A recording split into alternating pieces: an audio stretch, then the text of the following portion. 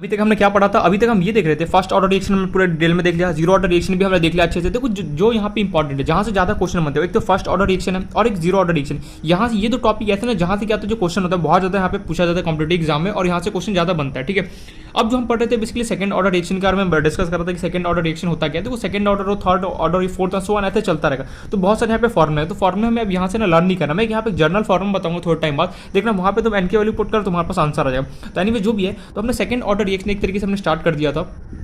तो second order reaction क्या होता है मैं ऑलरेडी बोल चुका हूं, एक बार मैं वापस से रिकॉल कर रहा हूँ। ए से कुछ प्रोडक्ट बन रहा होगा, ठीक है, ए से कुछ प्रोडक्ट बन रहा होगा, नो डाउट, ये क्लियर पॉइंट। अब उसके बाद हुआ कि अगर मुझे इसका रेट लॉ लिखना तो क्या होगा, के ए की पावर कितना होगा 2, क्योंकि सेकंड ऑर्डर रिएक्शन है भैया, सेकंड ऑर्डर रिएक्शन होगा, एन की वैल्यू कितना होगा 2 होगा। एन क्या होता है बताओ, ओवरऑल ऑर्डर ऑफ रिएक्शन को हम किससे रिप्रेजेंट करते हैं, एन से रिप्रेजेंट करते हैं। अगर वहीं जीरो ऑर्डर होता तो एन का वैल्यू कितना होता, 0 होता। अगर 1 होता क्या होता, एन की वैल्यू 1 होता। अगर थर्ड ऑर्डर होता तो एन की वैल्यू कितना 3 था, सो होना चाहिए था। फिर हमने ग्राफ देखा था इसका हमने बेसिकली देखा था, ग्राफ हमने देखा था कंसंट्रेशन वर्सेस टाइम के बीच में अगर मैं ग्राफ बनाता तो कुछ इस तरीके से हमारे पास ग्राफ था। तो ये सब कुछ हमने डिस्कस कर लिया था। अब जो हमें डिस्कस करना है उसका नाम है इंटीग्रेटेड। देखो यहाँ पे फॉर्मुले बहुत सारे आने वाले, ठीक है, सेकंड ऑर्डर का फॉर्मुला आएगा, थर्ड ऑर्डर का फॉर्मुला आएगा, तो हमें उसे डरना नहीं है, बस हमें क्या करना, देखते चलो, समझते चलो, बस पता होना चाहिए। मैं क्या करूँगा, यहाँ पे एक जनरल फॉर्मुला ड्राइव करूँगा। उस जनरल फॉर्मुला में तुम्हें सिंपली जो भी जिस भी ऑर्डर का निकाला है, 0 और 1 का तो तुम्हें याद करना ही पड़ेगा, हमें एनी हाउ 0 और 1 का तो याद होना चाहिए। वो फॉर्मुला सिर्फ और सिर्फ किसके लिए वैलिड होता है, सेकंड ऑर्डर रिएक्शन से जितने भी आगे रिएक्शन उसके लिए वैलिड होता है। लेकिन 0 और फर्स्ट ऑर्डर ये दो रिएक्शन, ये दो इंपॉर्टेंट और मोस्ट इंपॉर्टेंट यहाँ पे फर्स्ट ऑर्डर रिएक्शन है। फर्स्ट ऑर्डर रिएक्शन बहुत ज़्यादा इंपॉर्टेंट है। यहाँ से क्वेश्चन कई बार बहुत सारे क्वेश्चन यहाँ पे अगर उसे बनाना होता है तो मोस्टली या तो फर्स्ट ऑर्डर से बनाता है, फिर आर्गेनियस इक्वेशन से बनाता है, इसलिए बोल रहा हूँ कि इसको अच्छे से पढ़ना है हमें। तो यहाँ पे मैं भी इंटीग्रेटेड रेट लॉ बता रहा हूँ किसका, सेकंड ऑर्डर रिएक्शन का। Integrated rate law question second order reaction को कैसे हम फाइंड आउट करेंगे, तो लिख भी लेना सेकंड ऑर्डर रिएक्शन, ठीक है। अब यहाँ पे हुआ क्या, अब देखो तुम्हें ड्राइव करना तो आई होप सो आई होगा, सबका प्रोसेस वही क्या सेम है। देखो ए से कुछ प्रोडक्ट बन रहा होगा, ठीक है, नो डाउट। इसका अगर कंसंट्रेशन लिखना चाहिए तो क्या होगा, आर इक्वल में लिख सकता हूँ के ए स्क्वायर लिख सकता हूँ, बिल्कुल सही, इसमें कोई डाउट, यहाँ तक तो कोई डाउट। अगर वहीं में इसका अगर इंस्टेंटेनियस रेट ऑफ रिएक्शन लिखना चाहते तो कैसे लिखूंगा, इंस्टेंटेनियस प्रोडक्ट आर इक्वल कैसे लिख सकता हूँ, -1, चेंज इन कंसंट्रेशन कितना होगा, डी ए डिवाइड बाई ए का क्वेश्चन कितना है 1 इंटू कितना हो गया डी टी, सो ऑन भाई। अरे भैया किसी का भी चाहिए, फर्स्ट ऑर्डर हो, सेकंड ऑर्डर हो, थर्ड ऑर्डर हो, किसी का भी अगर मुझे इंटीग्रेटेड रेट लॉ लिखना है तो ये इसी तरीके से हम डायरेक्ट करते हैं। अब ये दोनों देखो आपस में इक्वल होगा तो सिंपली क्या होगा, यहाँ से के ए स्क्वायर इक्वल टू कितना हो गया, -1 D A by D T, ऐसे लिख दो, या फिर तुम्हारा मन करे तो ऐसे लिख दो, इसको आगे लिख दो, -1/1 D A divide by D T equal to कितना हो गया तुम्हारा माइनस के ए का होल स्क्वायर।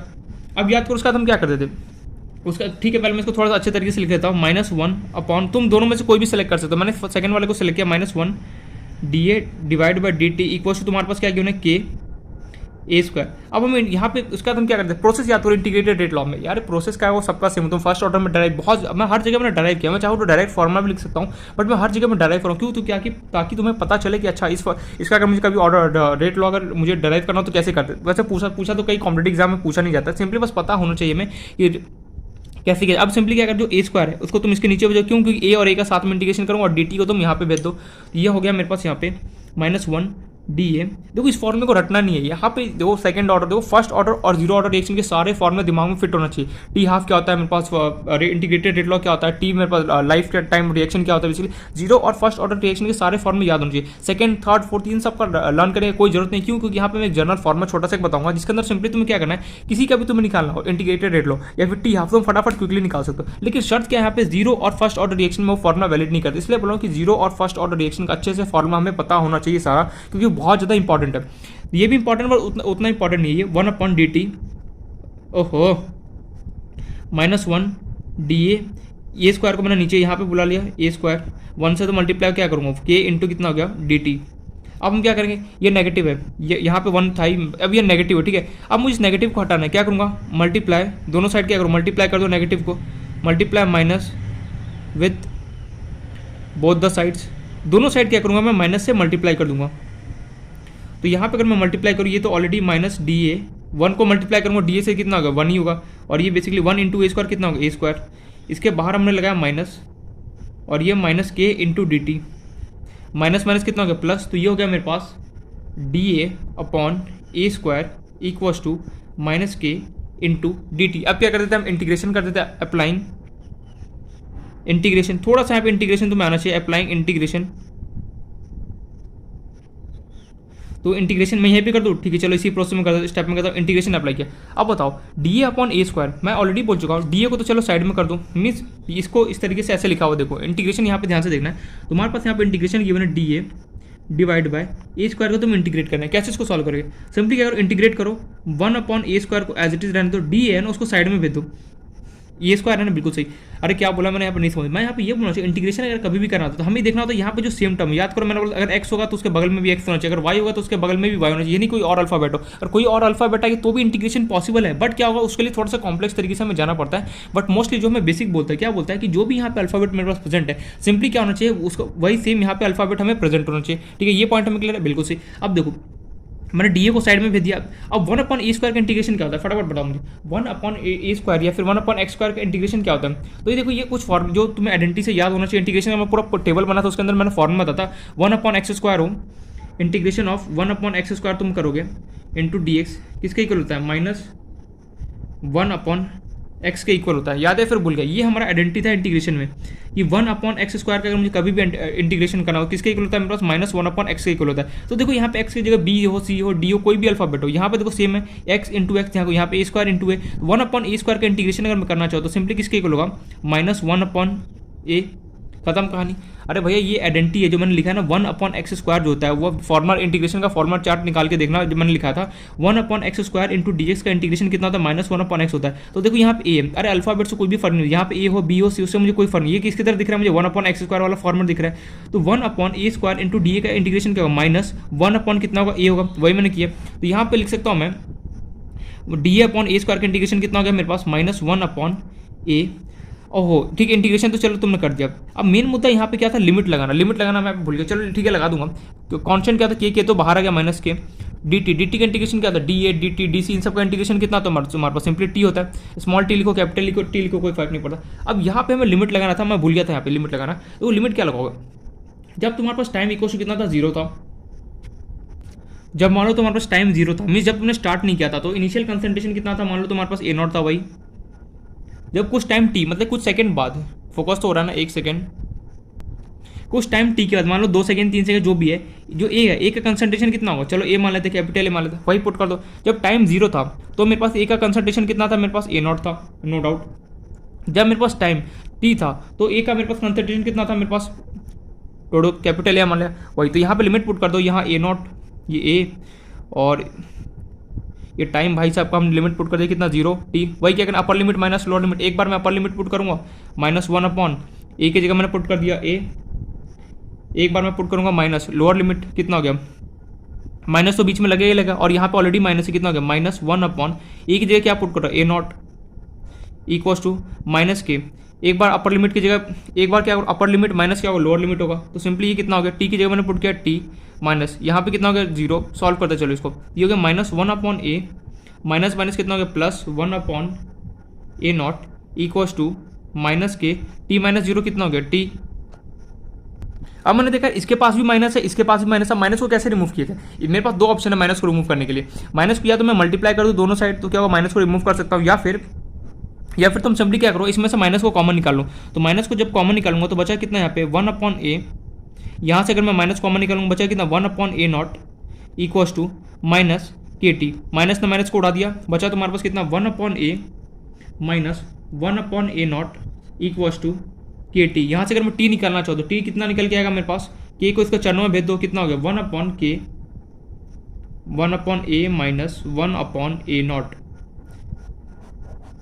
तो सेकंड ऑर्डर रिएक्शन के लिए बेसिकली अगर मेरे पास इंटीग्रेटेड रेट लॉ लिखना है तो कितना होता है 1 अपॉन के multiply by 1 upon A minus 1 upon A0। ए हमारे पास क्या होता है फटाफट बताओ, रिमेनिंग कंसंट्रेशन जो बच जाता है किसी टाइम टी के बाद, A0 क्या होता है इनिशियल कंसंट्रेशन, ये सब कुछ पता होना चाहिए, टर्म्स का मीनिंग पता होना चाहिए। तो वो टी को integrated rate law second order reaction कितना निकलेगा 1 अपॉन के 1 upon A minus 1 upon A0। यहाँ पे क्या किया मैंने, बस मैंने क्या किया दोनों में से माइनस कॉमन लिया, अगर तुम माइनस कॉमन नहीं भी लेना चाहते तो ये वाला माइनस था तो यहाँ से बेसिकली क्या किया, तो माइनस को निकालता कॉमन, तो माइनस माइनस ऑलरेडी कट जाता, तो मैंने यहाँ पे ना निकाल के मैंने यहाँ पे कॉमन निकाल दिया है, तो माइनस को कॉमन निकालूंगा, माइनस माइनस कट गया, बच्चा कितना 1/k 1/a माइनस 1/a0। तो सेकंड ऑर्डर रिएक्शन का इंटीग्रेटेड रेट लॉ मेरे पास कितना निकल के आता है, this 1/k 1/a minus 1/a0 निकल के आ रहा है, ठीक है। तो ये फॉर्मा हमें रटना नहीं है, क्योंकि यहाँ पे मैं इसका जनरल तरीका बताऊंगा, देखना इसको शॉर्टकट देखना फटाफट, यू 1 सेकंड के अंदर तुम्हारे पास फॉर्मा आ जाएगा। तो ये कुछ इस तरीके से होता है जो मैंने यहाँ पे बताया, जो हमें समझ में आना चाहिए। देखो किसी का भी तुम्हें इंटीग्रेटेड रेट लॉ निकालना कैसे डेराइव करते, पहले प्रोसेस समझो। सबसे पहले तुम उसका रेट लॉ लिखोगे, फिर तुम इंस्टेंटेनियस लिखो, दोनों को आपस में इक्वल करोगे, फिर सेम अल्फाबेट वाले को एक दूसरे को भेज दो, और फिर क्या करोगे, इंटीग्रेशन अप्लाई करोगे एंड सो ऑन क्या करोगे, सॉल्व करोगे। तो इस तरीके से बेसिकली हमें कैसे सॉल्व किया था वो मैं यहाँ पे बता रहा हूँ। तो इंटीग्रेटेड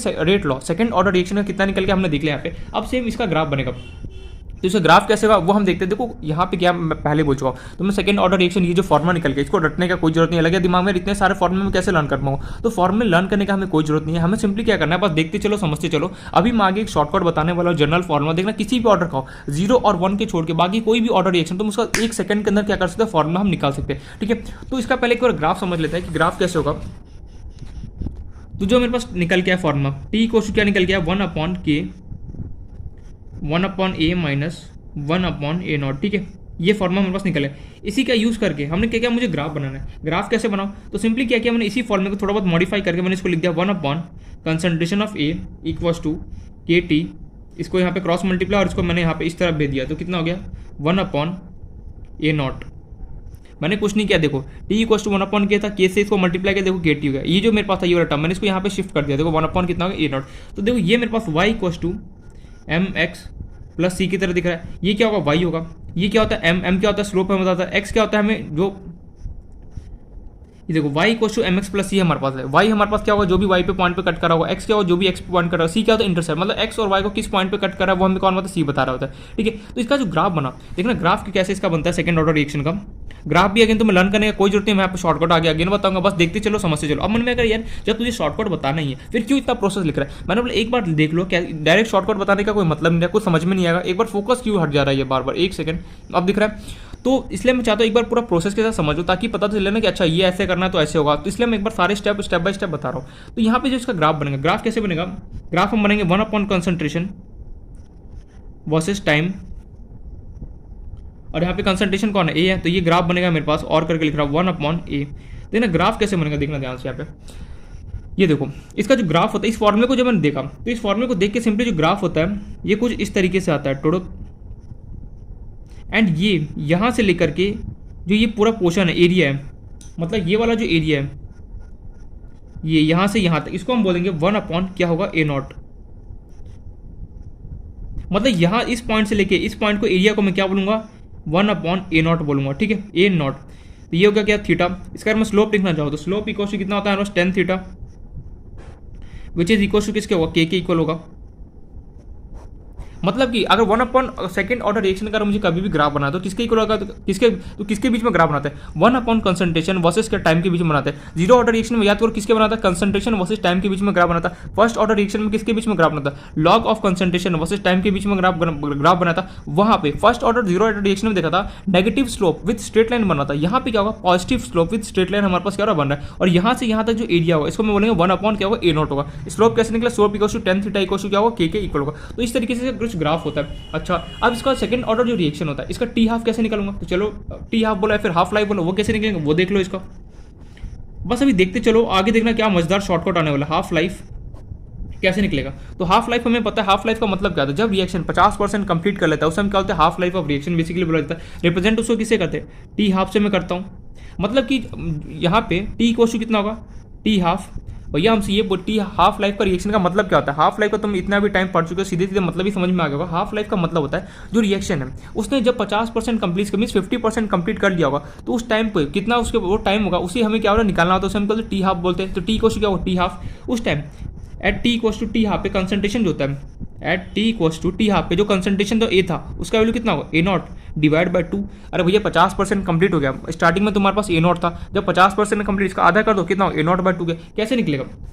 सिंपली देखो जो फॉर्मूला तुमने था टी इक्वल टू 1/k लिखो 1/a माइनस, इसको भी याद करने की कोई जरूरत नहीं है फॉर्मूले का, इसका भी शॉर्टकट आएगा। तो यहाँ पे देखो पुट कर दो T equal to 1/k 1/a की जगह पुट कर दो a0 by 2 minus 1 upon A not, ये 2 है, क्या हो गया ऊपर चला गया, तो टी इक्वल टू कितना निकल के आ गया मेरे पास 1 अपॉन के 2 divide by A not minus 1 upon A not. देखो नीचे ए नॉट दोनों का एलसीएम से अगर कभी भी 1 अपॉन ए प्लस 1 अपॉन ए का गिवन है, दोनों का एलसीएम क्या सेम है, तो सिंपली क्या लिख सकते हो 1 प्लस 1 डिवाइड बाय ए लिख सकते हो। सो यहाँ पे हुआ टी इक्वल्स टू 1 अपॉन के 2 माइनस 1 अपॉन ए नॉट। तो यहाँ से टी हाफ, ये टी हाफ में निकाल रहा हूँ, टी हाफ, ठीक है, ये टी हाफ नहीं था, टी हाफ 1 अपॉन के 2 माइनस 1, तो 2 में से एक गया कितना, एक बचा, तो टी हाफ तुम्हारे पास कितना निकल के आ गया 1 अपॉन के इंटू 2 में से गया 1 अपॉन ए नॉट। सिंपली तुम इसको लिख सकते हो टी हाफ इक्वल टू मेरे पास आ गया 1 अपॉन के ए नॉट।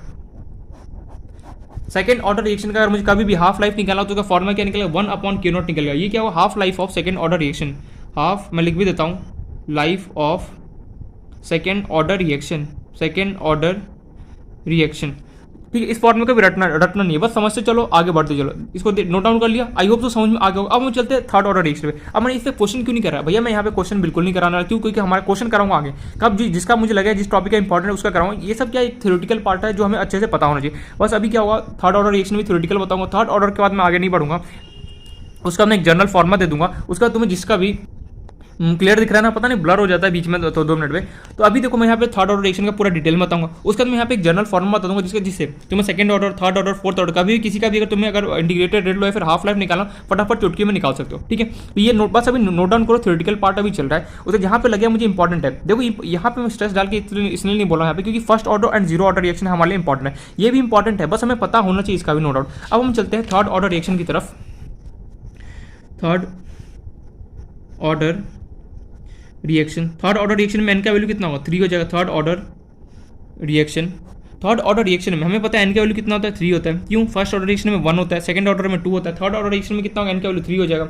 चलो देखते हैं इसका, इसमें अगेन वही ए से प्रोडक्ट बन रहा होगा, खुद से एक बार ट्राई करो थर्ड ऑर्डर रिएक्शन का इंटीग्रेटेड रेट लो कैसे निकालेंगे यार, खुद से कैसे ट्राई करो, वही प्रोसेस कर, ए से प्रोडक्ट बना फिर इसका रेट लिख, फिर क्या कर इंटीग्रेटेड रेट लॉ लिखने के लिए सबसे पहले रेट लॉ लिखूंगा, फिर मैं क्या करूँ इंस्टेंटेनियस लिखो, दोनों को आपस में इक्वल कर एंड थोड़ा सा इंटीग्रेशन अप्लाई कर, अपने इजीली आ जाएगा। यार इतना लंबा चौड़ा तूने बोल दिया मुझे समझ में नहीं आया, मैंने बोला ठीक है चल मैं ही कराता हूँ। देखो ध्यान से ए से कुछ प्रोडक्ट बन रहा हूँ, ठीक है, इसका अगर मैं रेट लिखना चाहूँ स्मॉल आर से इंडिकेट क्या होगा के ए की पावर कितना होगा 3, और क्यों यहाँ ए की पावर 3 क्यों होगा क्योंकि यहाँ पे थर्ड ऑर्डर रिएक्शन है इसलिए क्या होगा 3 का वैल्यू होगा। यहाँ पे ग्राफ कैसे बनेगा वही पूरा कहानी रेट वर्सेस, देखो हर एक क्वेश्चन में ना वही स्टेप होता है, ए से प्रोडक्ट बनाऊंगा सबसे पहले मैं रेट लिखूंगा, फिर मैं उसका ग्राफ बनाऊंगा, फिर मैं उसका इंटीग्रेटेड रेट लॉ लिखूंगा, फिर मैं उसका टी हाफ निकालूंगा, सो ऐसे करके निकालता रहूँगा। यहाँ पे रेट वर्सेस कंसंट्रेशन का जो मैं ग्राफ बनाऊंगा, कंसंट्रेशन किसका डिनोट करूँगा ए से, उसका जो ए क्यूब होता है, ए क्यूब का पता है ग्राफ कैसे बनता है, रियलिटी में मैथ्स में इसका ग्राफ ऐसे ए क्यूब का ऐसे बन रहा होता है, नीचे भी जाता है, लेकिन यहाँ पे कंसंट्रेशन का भी नीचे तो नेगेटिव हो जाएगा, नेगेटिव तो जाता नहीं इसलिए क्या होता है ऊपर हम बनाएंगे, तो इसका भी ग्राफ कुछ सेकंड ऑर्डर रिएक्शन जैसे ही बनता है, कुछ इस तरीके से हमारे पास क्या हो गया इसका भी ग्राफ हो गया।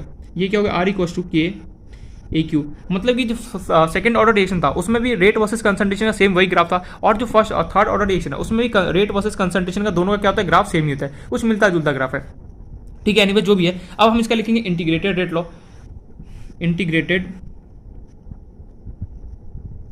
रेट लॉ थर्ड ऑर्डर का एक बार इंटीग्रेटेड रेट लॉ खुद से ट्राई करो एक बार, मैंने बताया ना कैसे, एक बार खुद से ट्राई करोगे ना लिखना तो किसी भी ऑर्डर का, देखो शॉर्टकट तो मैं बताऊंगा तो चलो निकाल सकते हो फटाफट, लेकिन एक बार खुद से ट्राई करके देखो क्या तुम integrated rate law third order reaction का निकाल सकते हो या फिर नहीं निकाल सकते हो पूरा प्रोसेस के साथ। तो मैं वीडियो यहाँ पे तुम्हें 4 मिनट दे रहा हूँ, ठीक है, ये वीडियो को पॉज करो एंड खुद से यहाँ पे कोशिश करो कि integrated rate law third order reaction का कैसे निकालेंगे, देखो खुद से ईमानदारी से बाय हार्ट सॉल्व करना, अरे करने में प्रैक्टिस करने में क्या जाता है, भले गलती होगा ना वापस इसको कट करके लिख लेना।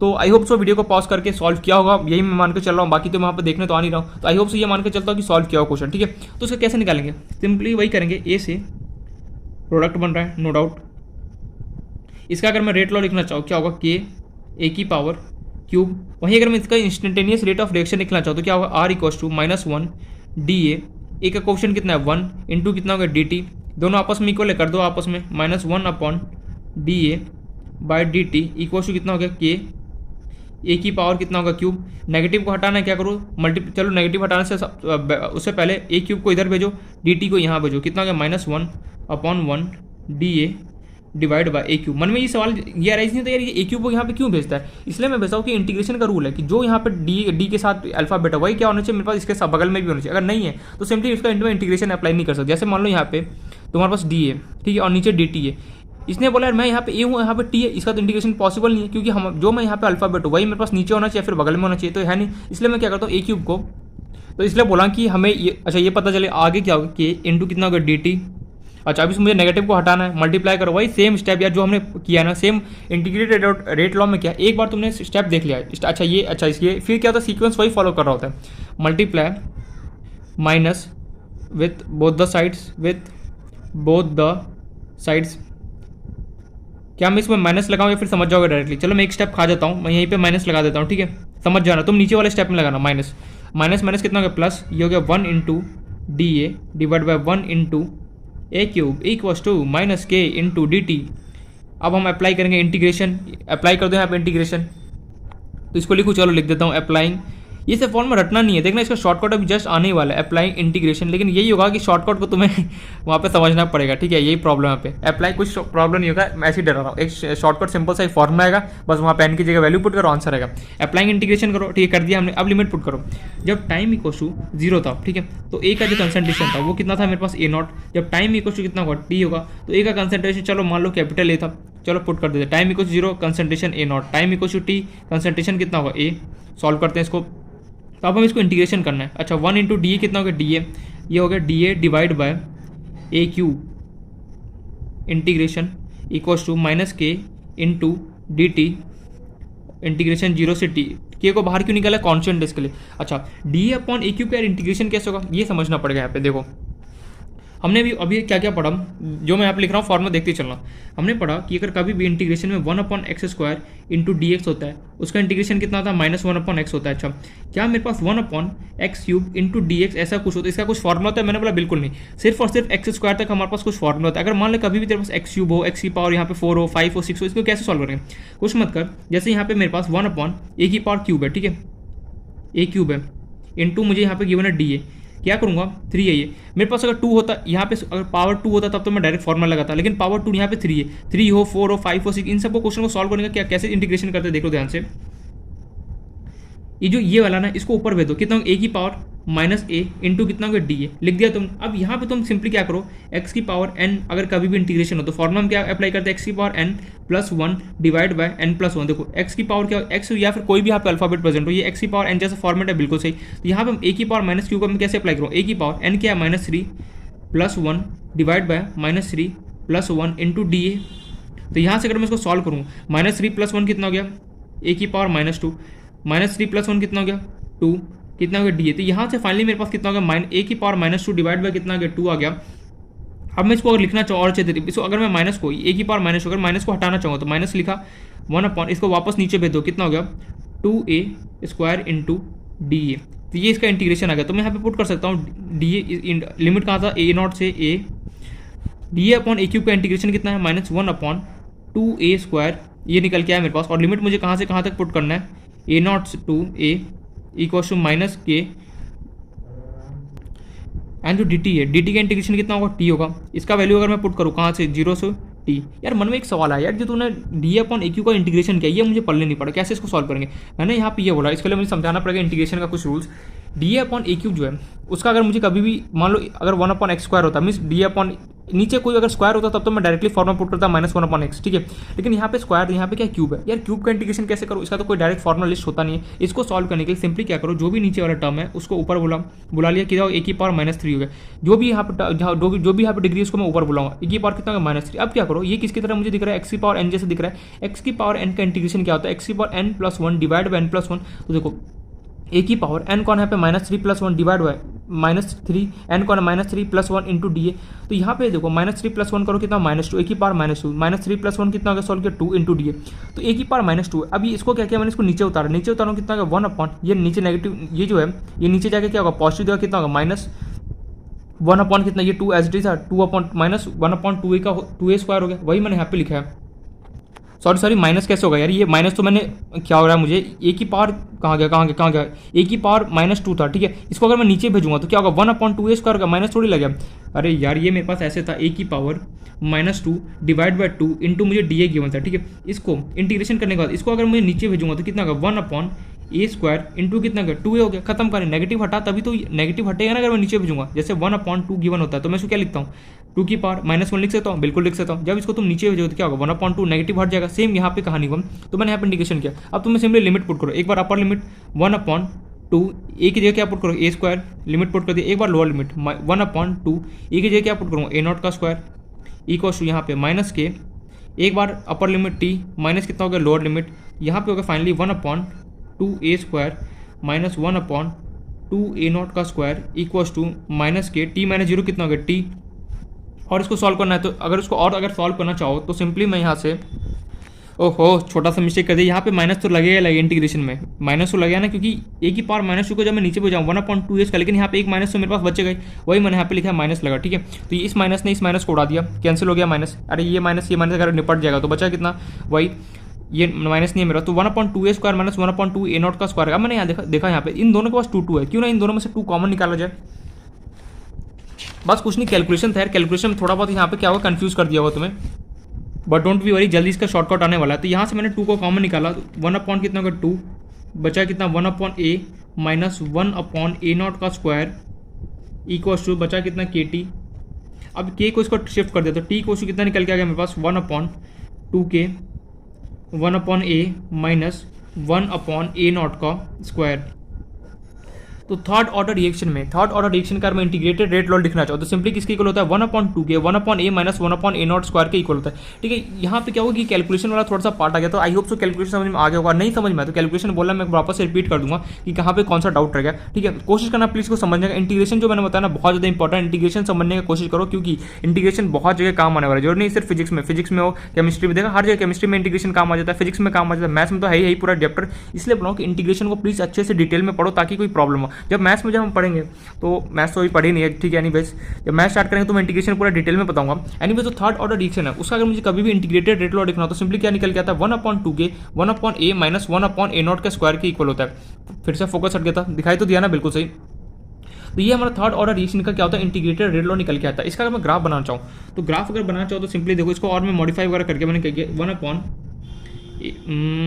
यहाँ पे A² होना चाहिए यार, मैंने कुछ मिस्टेक किया क्या, देखो कहा था ना यहाँ पे A² है, मुझे लग रहा था यहाँ पे A² होना चाहिए। तो 1/A² equals to 2KT plus 1/A0 का कुछ नहीं, इसको मॉडिफाई करके मैंने इस तरीके से लिखा। जब मैं इसका ग्राफ बनाऊंगा ये अगेन मुझे y equals to mx plus c की तरह ग्राफ दिख रहा है। इसका जब मैंने ग्राफ बनाया तो सिंपली कुछ इस तरीके से आया, देखो 1/, किसके बीच में ग्राफ बनेगा कंसंट्रेशन का स्क्वायर, और तुम लिख सकते हो 1/, किसके बीच में ग्राफ बनेगा, ये क्या है 1/A² है ना, वर्सेस किसके बीच में टाइम।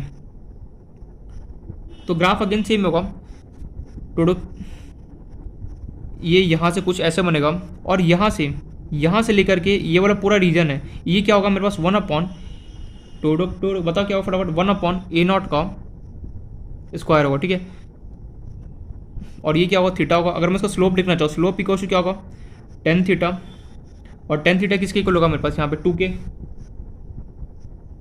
तो इस तरीके से ग्राफ बना। तो यार देखा मैंने ये देखा कि जो सेकंड ऑर्डर रिएक्शन था वहाँ पे मेरे पास 1/A0 था, slope equal to tan theta वहाँ भी था, लेकिन 2k की जगह k था। अच्छा बस यहाँ पे डिफरेंस क्या आ रहा है, यहाँ पे स्क्वायर आ गया। अच्छा जब क्यूब होगा तो यहाँ पे क्या आ जाएगा, जैसे अगर मैं फोर्थ ऑर्डर रिएक्शन का बनाऊंगा तो सिंपली क्या उससे कम हो जाएगा, यहाँ पे 3 आ जाएगा, और यहाँ पे क्या होगा 3k हो जाएगा। मीन्स इस तरीके से क्या होता है कुछ हमारा ग्राफ बना। ठीक है, मैं इसका जनरल तरीका बताऊंगा। तो थर्ड ऑर्डर रिएक्शन का हमने ये देखा कि कैसे इंटीग्रेटेड रेट लॉ क्या होता है, t को 1/2k 1/A² माइनस 1/A0²। अगर मैं इसका ग्राफ बनाऊँ तो कुछ इस टाइप से हमारा ग्राफ बनता है। अब इसका मैं टी हाफ लिखना चाहूँ, क्या निकालना है, तो मैंने थर्ड ऑर्डर रिएक्शन का टी हाफ चलो निकाल लेते हैं।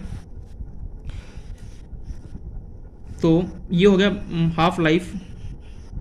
अगर मैं हाफ लाइफ निकालना चाहूँ इसका थर्ड ऑर्डर रिएक्शन का, या फिर तुम बोल सकते हो टी हाफ, कैसे निकलेगा एट टी इक्वल्स टू, हमें कितना निकालना है टी हाफ पे, कंसंट्रेशन कितना होगा, ए इक्वल्स टू कितना आधा हो चुका होगा A0/2। सिंपली कुछ नहीं इस फॉर्मूले में जाओ पुट कर दो, टी इक्वल्स टू क्या निकल के आता है 1/2k 1/, ए की जगह क्या पुट करूंगा मैं A0/2 का स्क्वायर A0/2 का स्क्वायर माइनस कितना हो जाएगा 1/A0 का स्क्वायर एज इट इज। चलो इसको ओपन करते हैं, तो ये हो गया 1/2k 1/A0² डिवाइड बाय 2 का स्क्वायर कितना होगा 4 माइनस कितना होगा 1/A0²। हमें पता है ये जो 4 होगा क्या होगा ऊपर चला जाएगा, कितना हो गया 1/2k 4 divide by A0² minus 1/A0 का स्क्वायर। तो यहाँ से अगर मैं इसको सॉल्व करूँ, देखो A0² दोनों सेम है, तो यहाँ पे हो गया 4 माइनस 1 A0 का स्क्वायर, 4 माइनस 1 कितना हो गया 3, तो यहाँ से निकल गया 2k इंटू 3 a0 का स्क्वायर। तो मैं फाइनली बोल सकता हूँ t हाफ मेरे पास यहाँ से कितना निकल के आएगा, 3 divide by 2k a0 square.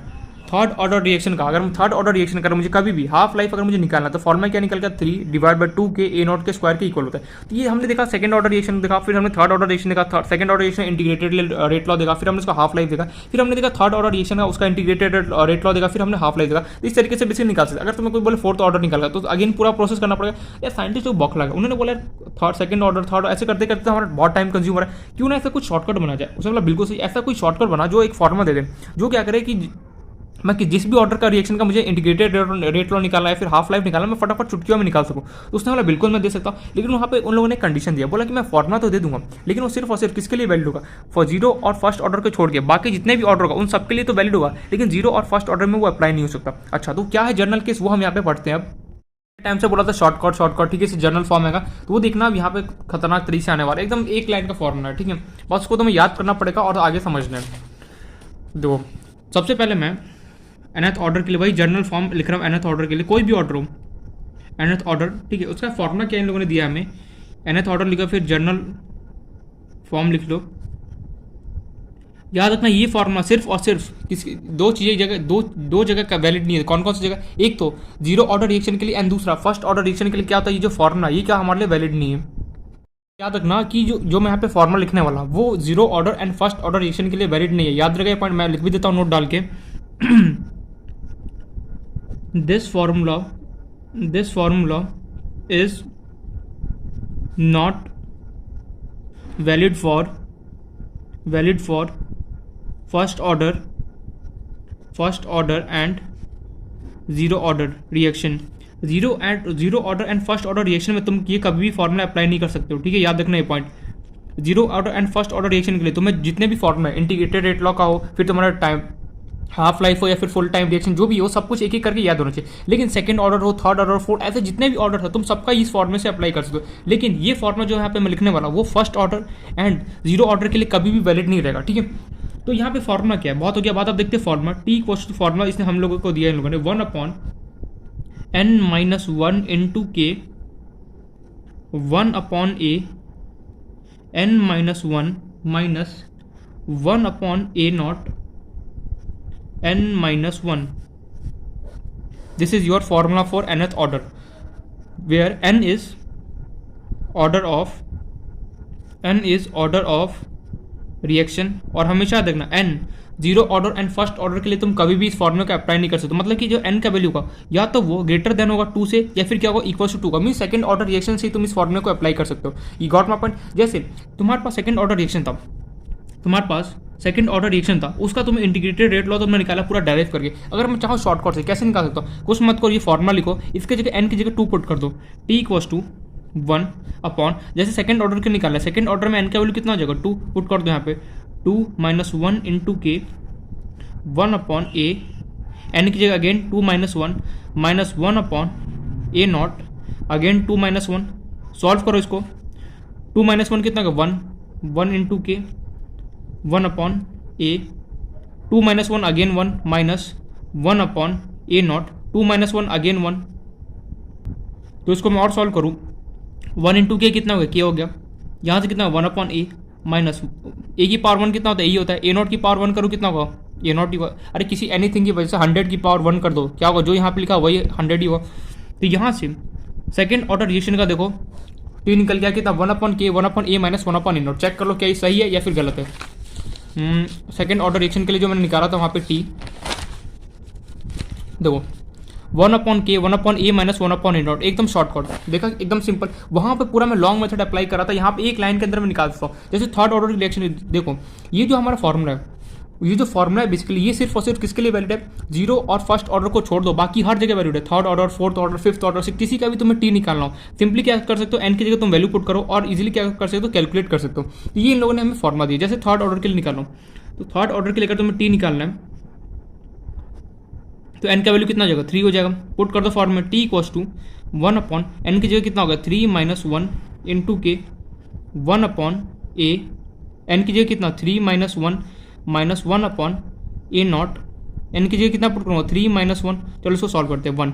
3 minus 1 कितना हो गया 2k, 1 अपन 3 माइनस 1 कितना होगा एक a square minus a naught, 3 minus 1 कितना होगा 2, 3 माइनस 1 कितना होगा 2, तो यहाँ से टी इक्वल टू कितना निकल गया 1/2k, 1/a square minus 1/a naught का स्क्वायर। क्या थर्ड ऑर्डर रिएक्शन के लिए टी का यही वैल्यू था? चलो चेक करते हैं, देख लो t equal to 1/2k, 1/a square minus 1/a naught का square, 1/2k, 1/a square minus 1/a naught का स्क्वायर। सिमिलरली अगर मान लो तुम्हें कोई बोले कि फोर्थ ऑर्डर है, तुम्हारे पास कोई बोले अच्छा ये बता फोर्थ ऑर्डर रिएक्शन है, फोर्थ ऑर्डर रिएक्शन है, उसका टी क्या वैल्यू, टी कैसे कैलकुलेट कर सकते हो? ठीक है, तो सिंपली क्या करोगे टी इक्वल टू 1/n की जगह कितना 4 minus 1 into K divide by 1/a into N की जगह कितना 4 minus 1 minus 1/a not, N की जगह क्या पुट करोगे 4 माइनस 1, सॉल्व कर दो इसको, 4 माइनस 1 कितना हो गया 3k, ये हो गया 1/4 माइनस 1 कितना हो गया 3, 1/a³ minus 1/a not, 4 minus 1 कितना हो गया 3, खत्म कहानी, 1/3k 1/a³ minus 1/a not Q. मतलब यार ये इतना शानदार फॉर्मूला ये हमारे पास निकल के आता है कि किसी भी ऑर्डर का निकालना हो, 0 और 1 ऑर्डर को छोड़ के बाकी किसी भी ऑर्डर का मुझे निकालना हो, तो सिंपली क्या करूँगा मैं एन का यहाँ पे वैल्यू पुट करूँगा, मुझे क्या होगा उसका टी का वैल्यू आ जाएगा। लेकिन ये शॉर्टकट का जो फॉर्मूला ना ये अच्छे से याद होना चाहिए। मैंने यहाँ पे क्या बोल रहा हूँ कि तुमको 10th ऑर्डर बोले, 11th बोले, 100th बोले, 101 बोले, 150 कोई भी किसी भी ऑर्डर रिएक्शन तुझे निकालना हो टी, तो सिंपली क्या करूँगा मैं एन की जगह जो भी ऑर्डर है उसका मैं यहाँ पे वैल्यू पुट करूँगा, निकाल सकता हूँ। लेकिन यहाँ पे मोस्ट इंपॉर्टेंट बात यहाँ पे क्या है कि 0 और फर्स्ट ऑर्डर रिएक्शन के लिए ये फॉर्मूला वैलिड नहीं है। ऐसा मत करना है कभी n इक्वल टू 1 पुट करके फॉर्मूला सॉल्व करना, नहीं, n इक्वल टू 1 और n इक्वल टू 0 पे ये फॉर्मूला क्या होता है वैलिड काम नहीं करता। लेकिन 1 और 0 को छोड़ के देखो यहाँ पे n लिखा है, तुम्हें साफ है कि n का जो वैल्यू है या तो 2 होना चाहिए या फिर 2 से ग्रेटर देन, 2 से छोटा तुम ले नहीं सकते हो, मतलब 2 से या तो तुम्हें बड़ा ऑर्डर होना चाहिए या फिर 2 के इक्वल होना चाहिए। तो याद रखना ये फॉर्मूला है वो 0 और फर्स्ट ऑर्डर में वैलिड नहीं होता है। 0 और फर्स्ट ऑर्डर के जितने भी फॉर्मूले उसका कोई शॉर्टकट नहीं, उसका पूरा अच्छे से याद करना पड़ेगा। लेकिन second order, third order, fifth, second, first के अलावा, फर्स्ट और 0 के अलावा जितने भी ऑर्डर है, अगर तुम्हें कभी भी उसका टी निकालना हो तो सिंपली ये वाला फॉर्मूला लिखो, एन की जगह वैल्यू पुट करो, हमें क्या होगा इजिली हमें यहाँ पे फॉर्मूला मिल जाएगा। देखो सेकंड का इजिली मिल गया, थर्ड मिल गया, और लेकिन ये फॉर्मूला हमें अच्छे से याद होना चाहिए। तो ये जनरल फॉर्म था कि किसी भी ऑर्डर का या फिर nth ऑर्डर का बोल दो, किसी भी ऑर्डर का तुम्हें अगर निकालना हो टी तो कैसे निकालो, इस वाले फॉर्मूले से मैं निकालूंगा। ये फॉर्मूला हमें याद करना है, बाकी अभी तक जितना भी पढ़ा कोई कुछ याद करने की कोई जरूरत नहीं है, सिंपली ये वाला फॉर्मूला पढ़ो, काम नहीं पड़ जाएगा। सेकंड ऑर्डर का निकालना है एन की जगह 2 पुट कर दो टी आ जाएगा, थर्ड ऑर्डर का निकालना है एन की जगह 3 पुट करो आ जाएगा, फोर्थ ऑर्डर का निकालना है 4 पुट करो, 5 ऑर्डर का निकालना है 5 करो, 10th ऑर्डर का निकालना है 10th पुट करो। किसी भी ऑर्डर का सोन अगर मुझे निकालना हो तो सिंपली इस फॉर्मूले से क्या कर सकता हूँ, किसी भी ऑर्डर का मैं टी कैलकुलेट कर सकता हूँ इजीली। अच्छा चलो ये बात तो समझ में आ गया, मतलब कि ये 0 और फर्स्ट ऑर्डर रिएक्शन को छोड़ के मैं बार बार रिपीट कर रहा हूँ, 0 और फर्स्ट ऑर्डर का फॉर्मूला जितने भी तुम्हें अच्छे से याद होना ही चाहिए। लेकिन जितने 0 और फर्स्ट ऑर्डर के अलावा जितने भी ऑर्डर सेकंड, थर्ड, फोर्थ जिसके भी है, उसका अगर मुझे कभी भी टी निकालना हो तो मैं इस वाले फॉर्मूले से इजीली कैलकुलेट कर सकता हूँ। अच्छा यार ये तो समझ में आ गया, nth ऑर्डर तो समझ में आ गया कि कभी भी अगर मुझे टी निकालना है किसी भी ऑर्डर का 0 और 1 को छोड़ के तो मैं इस फॉर्मूले से निकाल सकता हूँ। एन क्या होगा, जो भी ऑर्डर है उसको उसका वैल्यू मुझे यहाँ पे पुट करना है। याद रखना 0 और 1 में बार बार रिपीट कर रहा हूँ, 0 और 1 के लिए ये फॉर्मूला वैलिड नहीं है, ये फॉर्मूला सिर्फ और सिर्फ उसके लिए वैलिड है जो 2 से या तो 2 के सेकंड ऑर्डर हो या फिर 2 से कितना जितने भी बड़े ऑर्डर है उन सब के लिए, या तो 0 और 1 के लिए फॉर्मूला वैलिड नहीं है। ठीक है तो 0 और फर्स्ट ऑर्डर तुम्हें याद करना ही पड़ेगा, बाकी जितने भी ऑर्डर्स है उसका कभी भी टी निकालना तो मैं सिंपली इस वाले फॉर्मूले से निकाल सकता हूँ। ये वाला फॉर्मूला तुम्हें बस यहाँ पे एक फॉर्मूला जो अभी तक याद करना है, बाकी तो कुछ भी नहीं है। बाकी एन की जगह वैल्यू पुट करो, जिस भी ऑर्डर का निकालना है टी इजीली कैलकुलेट हो सकता है। तो जो मैंने यहाँ पे एग्जाम्पल भी कुछ दे दिया। अच्छा ये समझ में, अब इसी का अब हम ये देखेंगे जैसे हाफ लाइफ था, हाफ लाइफ का क्या कुछ शॉर्टकट है, मैंने बिल्कुल सही। अब हमें ये देखना है हाफ लाइफ, जैसे हमने हाफ लाइफ निकाला, यहाँ पर भी एक्सेप्शन ये है कि हाफ लाइफ तुम जिसका भी निकालोगे, ठीक है, यहाँ पे भी अगेन है कि 0 और 1 का अगेन यहाँ पे वैलिड नहीं होगा। 0 और 1, 0 ऑर्डर और फर्स्ट ऑर्डर, ये दोनों ऐसे ऑर्डर हैं जिसका फॉर्मूला का कोई शॉर्टकट नहीं, इसको तुम्हें अच्छे से डिटेल में अच्छे से याद होना चाहिए। इसका कोई शॉर्टकट नहीं कि मैं शॉर्टकट बता दूँ काम हो जाएगा, नहीं।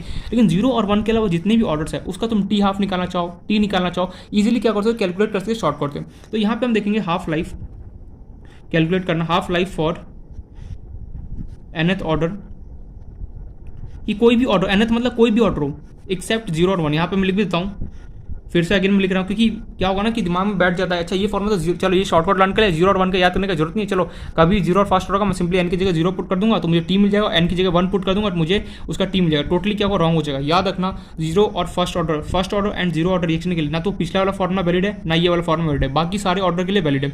तो मैं यहाँ पे लिखूँ this formula is not valid for, this formula is not valid for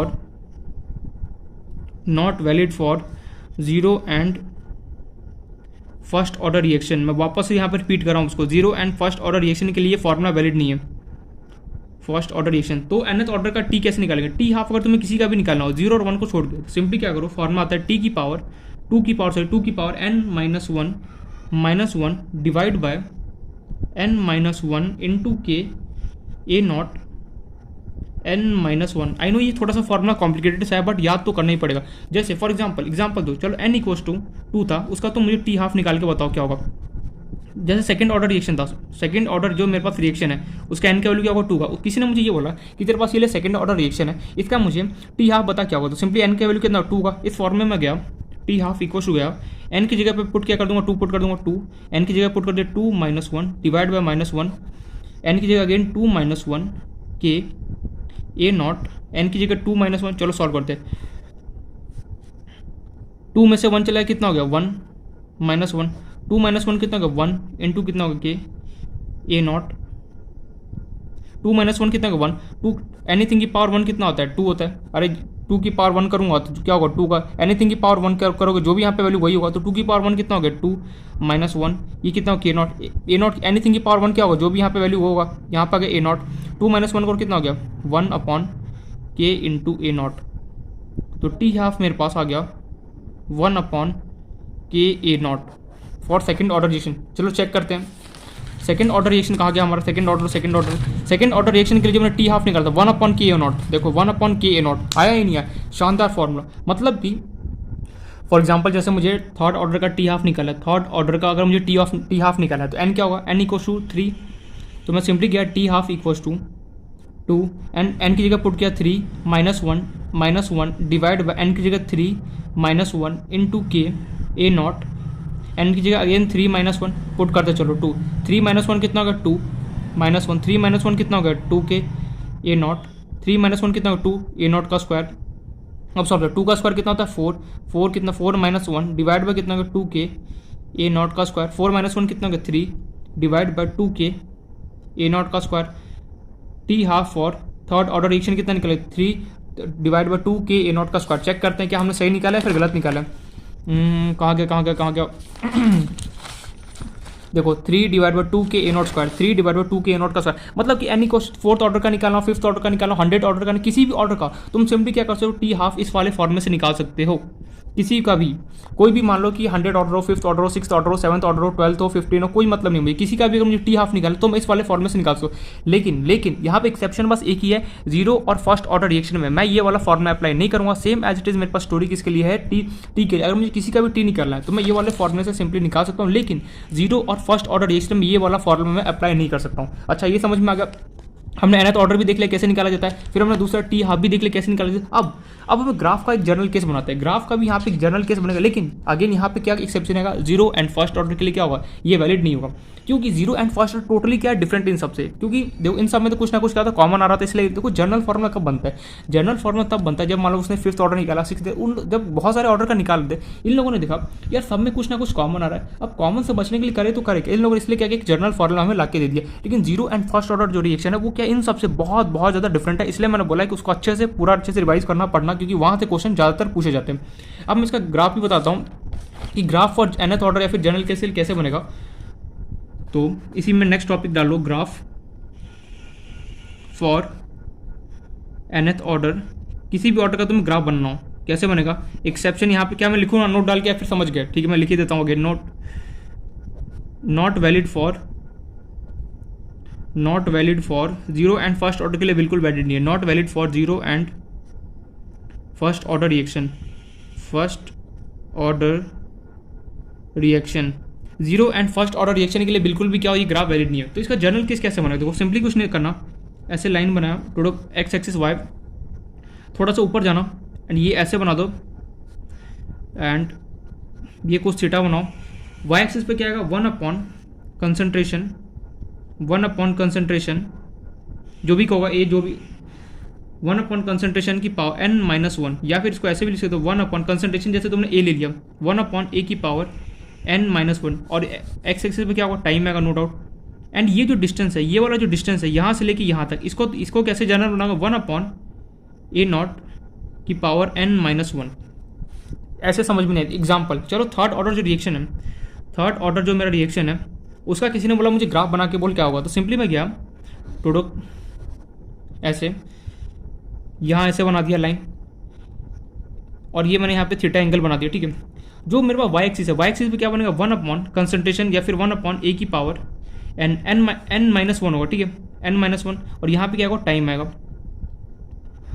तो यहाँ पे जो n होगा, n की जगह मैं क्या पुट करूँगा, थर्ड ऑर्डर रिएक्शन, तो n का वैल्यू कितना होता है 3, तो सिंपली यहाँ पे 3 पुट करो। 3 माइनस वन कितना होगा, अरे यार 1 अपॉन कंसंट्रेशन ऑफ ए की पावर n माइनस वन है यहाँ पे, ठीक है। n की जगह क्या पुट करो 3, क्यों क्योंकि ऑर्डर रिएक्शन कैसा, थर्ड ऑर्डर रिएक्शन है, तो ये हो गया 1 अपॉन ए 3 माइनस वन, तो यहाँ से 1 अपॉन ए 3 माइनस वन के कितना होगा 1 अपॉन ए स्क्वायर, तो यहाँ पे कितना हो गया फाइनली 1 अपॉन ए का स्क्वायर। इसको सॉल्व करने के बाद मेरे पास 1 upon a square versus time. अब क्या करोगे, ये जो डिस्टेंस है, अब ये जो डिस्टेंस है इसका फॉर्मूला मेरे पास क्या होता है 1 अपॉन ए नॉट की पावर n माइनस वन, तो 1 अपॉन ए नॉट, यहाँ पे n क्या होगा 3, क्यों थर्ड ऑर्डर रिएक्शन में कितना होगा 3 माइनस वन, तो 1 upon A naught 3 minus one कितना होगा 2, ये डिस्टेंस मेरे पास हो गया 1 अपॉन ए नॉट का स्क्वायर। दैट्स इट, खत्म कहानी। ग्राफ कुछ नहीं करना है, किसी का भी मुझे ग्राफ बनाना हो, थर्ड ऑर्डर रिएक्शन हो, सेकंड ऑर्डर रिएक्शन हो, क्या करना है मुझे 1 upon A not 1 upon A की power n minus one, N क्या पुट करूँगा, जो भी यहाँ पे मेरे पास ऑर्डर हो, second order, third order, fourth, जो भी होगा उसका यहाँ पे वैल्यू पुट करूँगा। थर्ड ऑर्डर रिएक्शन था 1 अपॉन ए स्क्वायर हो गया, ये डिस्टेंस कितना हो गया 1 अपॉन ए नॉट का स्क्वायर, कैसे हो गया, यहाँ पे मैंने वैल्यू पुट कर दिया गया।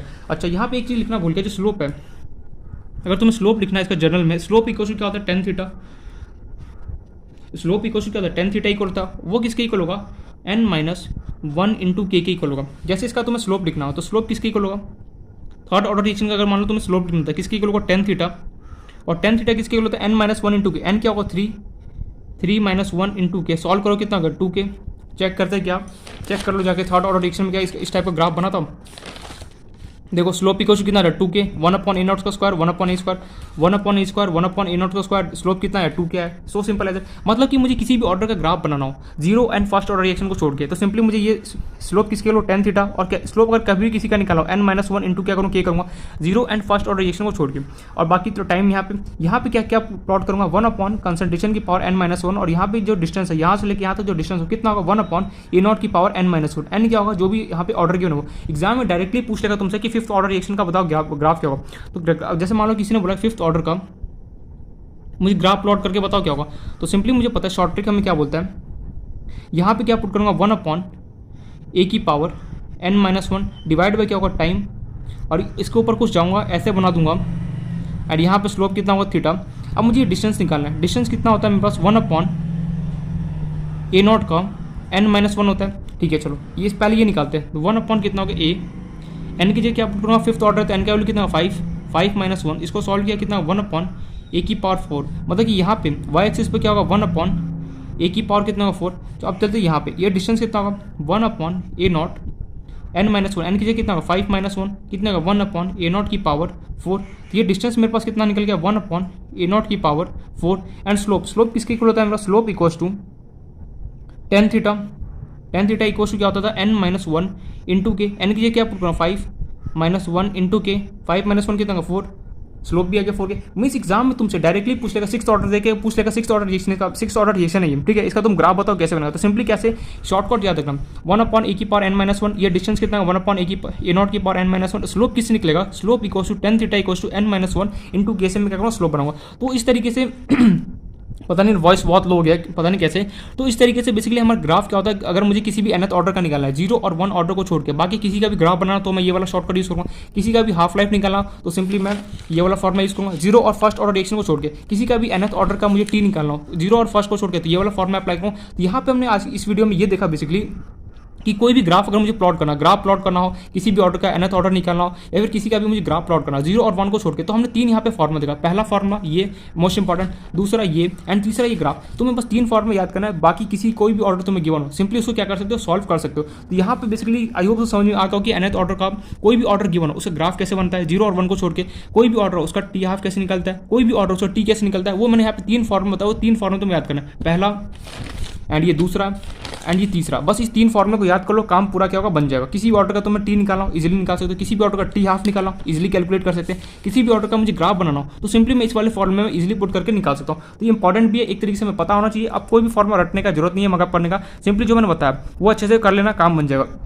एक बात हमेशा तुम्हें first order and zero order reaction है उसका तुम्हें अच्छे से पूरा डिटेल में एक एक फॉर्मूला तुम्हें पता होना चाहिए, क्योंकि उसका कुछ शॉर्टकट नहीं हो रहा। इसलिए मैं जिसका शॉर्टकट था मैंने तीनों यहाँ पे बता दिया।